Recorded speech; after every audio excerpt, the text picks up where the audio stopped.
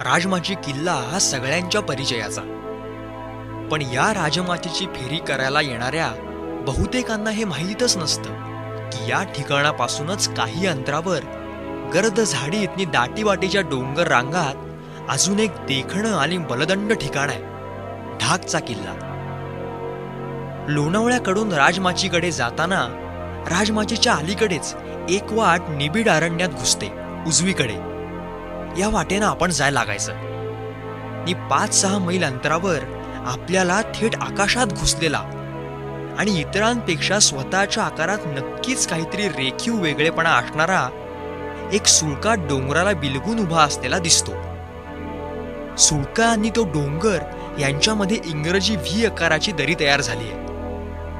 या सुळकाला म्हणायचं कळकरायचा सुळका आणि तो डोंगर किल्ला म्हणजे ढाकचा किल्ला.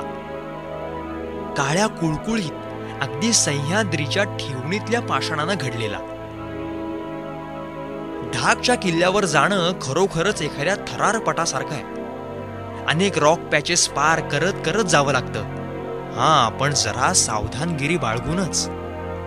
किल्ल्याच्या त्या सलग खडकाने घडलेल्या छातीत मध्यभागीच खोदलेली गुहा आपल्याला दिसते. खडकांच्या खुबणीचा आधार घेत घेत जपूनच चढायला लागायचं.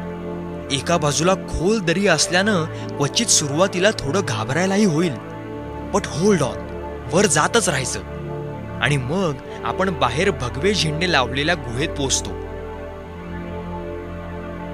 ज्या मित्रांना रॅपलिंगची आवड आहे त्यांना कळकरायसारखा आव्हान देणारा सुळका नक्कीच सर करायला आवडेल.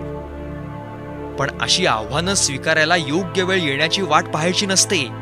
आपणच त्यांच्या दिशेनं तत्क्षणी धाव घ्यायची असते.